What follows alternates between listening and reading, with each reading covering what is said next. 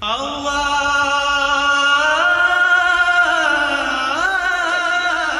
مدخل جو ہے وہ والدہ کی طرف سے آنے والا بیضہ اور والد کی طرف سے آنے والا سپرمیٹوزوان، ان دونوں کے ملنے سے بنا ہے، مخلوط نطفہ ہے. اس سے ہم نے پیدا کیا. کس لیے پیدا کیا؟ اس دنیا کی زندگی اس لیے عطا کی گئی تاکہ ہر شخص اپنے عمل کو سامنے لائے اور معلوم ہو جائے کون اچھے اعمال کرنے والا ہے. اسی کو علامہ اقبال نے بھی کہا ہے کہ اس زیاں خانے میں تیرا امتحان ہے زندگی. تو میں نے پہلا شعر سنایا تھا، تو اسے پیمانہ امروز و فردا سے نہ ناپ، جاویداں بے ہم دواں ہر دم جمع ہے زندگی. اس زندگی کا یہ چھوٹا سا وقفہ، اس کے بارے میں آخری شعر اس نظم کا ان کا یہ ہے، قلزم ہستی سے تو ابھرا ہے مانند حباب، اس زیاں خانے میں تیرا امتحان ہے زندگی. یہ میں نے آپ کے سامنے دو ایمانیات کا تذکرہ کیا، ایمان باللہ اور توحید، اور ایمان بالآخرہ یا معاد. اور اس کے ضمن میں بات سامنے آ گئی کہ یہ حیات دنیاوی ایک امتحانی وقفہ ہے، ایک آزمائشی دور ہے.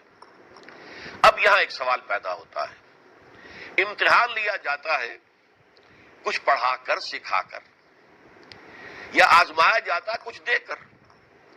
آپ اپنے کسی بچے کو 100 روپے کا نوٹ دیجئے اور پھر آپ دیکھتے ہیں کہ وہ کدھر جاتا ہے. آیا وہ کہیں مٹھائی یا کوئی اور چیز کی طرف دوڑتا ہے، یا وہ کہیں کسی کتاب فروش کے پاس پہنچتا ہے، کوئی کتابیں خریدتا ہے، کوئی رسالے خریدتا ہے. اس سے آپ کو اندازہ ہو جائے گا کہ اس کا میلان کدھر ہے. تو اسی طریقے سے جیسا کہ میں نے عرض کیا، امتحان یا لیا جاتا ہے کچھ پڑھا کر سکھا کر، اور یا لیا جاتا ہے کچھ دے کر.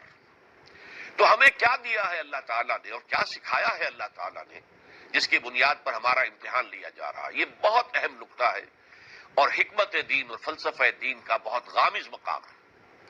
دیکھیے، اللہ تعالیٰ نے سب سے پہلے ہمیں بصارت اور سماعت عطا فرمائی. سورہ دہر کی جو آیت میں نے ابھی کوٹ کی تھی، انا خلقنا الانسان من نطفۃ امشاج نبتلیہ، اب اس کے بعد الفاظ آتے ہیں فجعلناہ سمیعا بصیرا. ہم نے اسے اندھا بہرا بنا کر اس دنیا میں نہیں بھیجا ہے، اسے سماعت عطا فرمائی ہے، اسے بصارت عطا فرمائی ہے، اس سے آگے بڑھ کر اسے عقل عطا فرمائی ہے، غور و فکر کرنے کا اس کے اندر اس کی صلاحیت پیدا کی ہے. یہ عقل جو ہے انسان کے اندر، یہ ہے در حقیقت کہ جو اسے صحیح اور غلط کے درمیان امتیاز کرنے کی صلاحیت عطا کرتی ہے.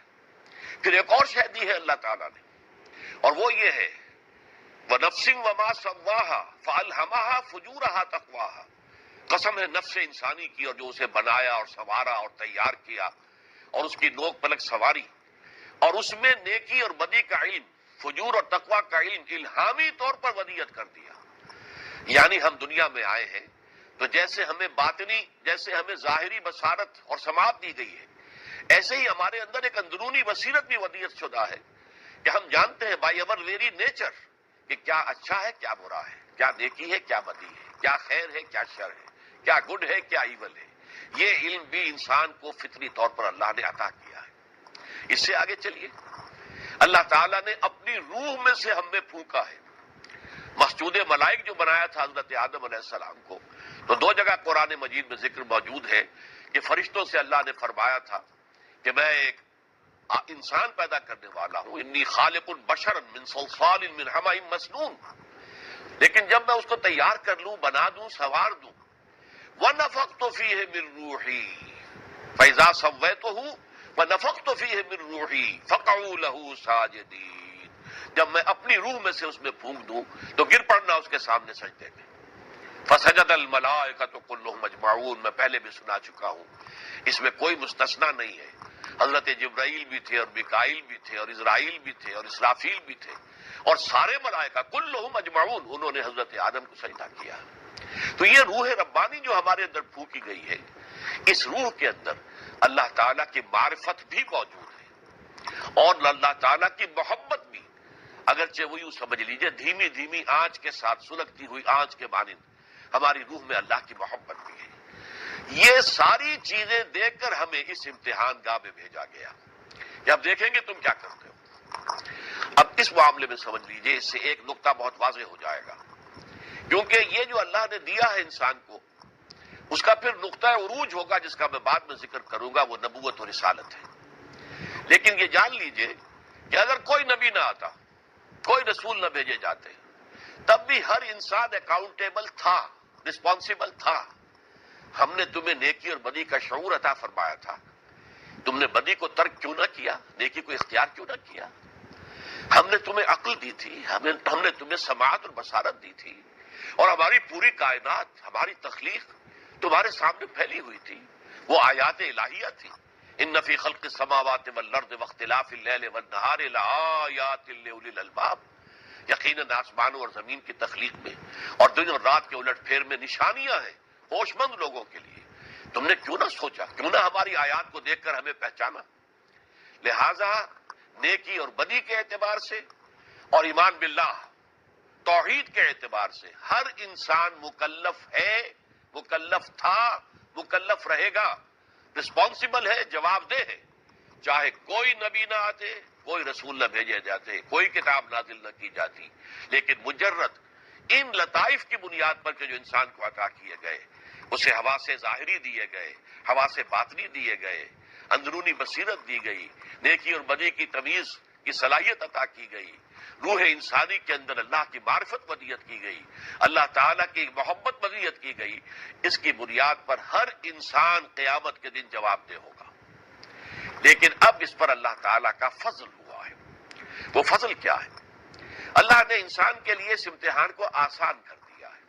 آپ کو معلوم ہے کچھ نوجوان طالب علم ایسے ہوتے ہیں کہ جو بہت ذہین ہیں، فطین ہیں، وہ علم کو گہرائی میں اتر کر چاہتے ہیں کہ حاصل کریں، تو وہ کہیں میڈ ایزی جو سیریز ہوتی ہے ان سے استفادہ نہیں کرتے، اصل ٹیکسٹ پوری کتاب پڑھیں گے، سمجھیں گے، پھر امتحان دیں گے۔ اور کچھ ایسے بھی ہوتے ہیں کمزور اور ضعیف لوگ کہ ان کے لیے میڈ ایزی سیریز ہوتی ہے کہ یہ فلاں چیز اس میں آسان کر دی گئی ہے، فلاں اس میں آسان کر دی گئی ہے۔ تو اللہ تعالیٰ نے اتنا بڑا امتحان جو انسان نے پاس کرنا ہے اس کو اس نے آسان بنایا۔ کس سے؟ اللہ نے اپنے برگزیدہ بندوں کو مبعوث کیا جو انسانیت کے معراج پر فائز تھے، جو معصوم تھے، جن سے خطا کا صدور ہو ہی نہیں سکتا تھا، جن کی سیرت و کردار بڑے اعلیٰ درجے کی، اعلیٰ پیمانے کی تھی، جن کا دامن سیرت بالکل داغدار نہیں تھا، صاف تھا، ان کو اللہ تعالیٰ نے وحی کے ذریعے سے خاص علم ہدایت بھیج دیا۔ یہ وحی کا سلسلہ ایمان بالوحی، فرشتوں کے ذریعے سے، حضرت جبرائیل علیہ السلام کے ذریعے سے وحی آتی رہی۔ اور یہ وحی اس لیے آئی کہ جو میرے بندے زیادہ سمجھدار نہیں ہیں، یہ نبی ان کے سامنے دین کی دعوت کو کھول کر بیان کرے، میری معرفت ان پر واضح کرے، میرے احکام ان تک پہنچائیں، میں جن چیزوں کو پسند کرتا ہوں اس کا علم انہیں دیں، اور جن چیزوں کو میں ناپسند کرتا ہوں اس کا علم انہیں دیں۔ پھر یہ کہ ان کی سیرت، ان کی کردار ایک کھلی کتاب کے مانند ہو، کوئی ان پر شک نہ کر سکے، کوئی یہ نہ کہہ سکے یہ دنیا کے طالب ہیں یا چودراہٹ کے حصول کے لیے انہوں نے یہ سارا ڈھونگ رچایا ہے، معاذ اللہ۔ ایسے انسان، نہایت پاکیزہ کردار اور سیرت کے انسان، ان کے پاس اللہ تعالیٰ نے وحی کے ذریعے سے جو بذریعہ فرشتہ آئی، بذریعہ جبرائیل آئی، اپنا پیغام بھیج دیا تاکہ لوگوں تک اس پیغام کو پہنچا دو۔ یہ گویا کہ اللہ تعالیٰ کی طرف سے ہدایت کا آخری مرحلہ ہے، اسی لیے اس کو رحمت کہا گیا۔ نبوت اور رسالت رحمت ہے، اس لیے کہ در حقیقت اس سے وہ عظیم امتحان جو ہے ہماری زندگی کا امتحان، اس زیاں خانے میں تیرا امتحان ہے زندگی، اس عظیم امتحان کو پاس کرنا ہمارے لیے آسان ہو گیا۔ ہم نے نبیوں کی پاک سیرتوں کو دیکھا، ہم نے ان کی شخصیتوں کا مشاہدہ کیا، ان کے پاس جو وحی آئی ہم نے وہ سنی، اس کا مطالعہ کیا، اس پر غور کیا۔ تو اس سے در حقیقت جو ہمارے دلوں کے اوپر اگر کوئی غبار آ گئے تھے جس کی وجہ سے ہم اپنے دل کے اندر، جو ہماری روح کے اندر جو مثبت حقائق ہے ان کی طرف سے ہماری توجہ ہٹ گئی تھی، ان کی طرف ہماری توجہ ہو گئی، اور اللہ تعالیٰ کا ایمان، اللہ کی صفات کمال، ان سب کے بارے میں ہمیں علم حاصل ہو گیا، ہمارے لیے اب آسان ہو گیا امتحان۔ تو یہ اللہ کی رحمت ہے، اور یہ رحمت جس پر کہ تفصیلی گفتگو انشاءاللہ بعد میں ہوگی، یہ تدریجاً ترقی کرتے ہوئے سید المرسلین، خاتم النبیین محمد صلی اللہ علیہ وسلم پر نقطہ عروج کو پہنچ گئی۔ اسی لیے آپ کو کہا گیا وَمَا أَرْسَلْنَاكَ إِلَّا رَحْمَةً لِلْعَالَمِينَ، اے نبی، اے محمد، ہم نے نہیں بھیجا ہے آپ کو مگر تمام تمام جہان جتنے بھی ہیں جہان والے ان سب کے لیے ہم نے رحمت بنا کر بھیجا ہے۔ تو یہ نبوت اور رسالت جو ہے اس طور سے حضور صلی اللہ علیہ وسلم کی شخصیت کے اندر اپنے مقام عروج، نقطہ عروج، اپنے کمال کو پہنچ گئی۔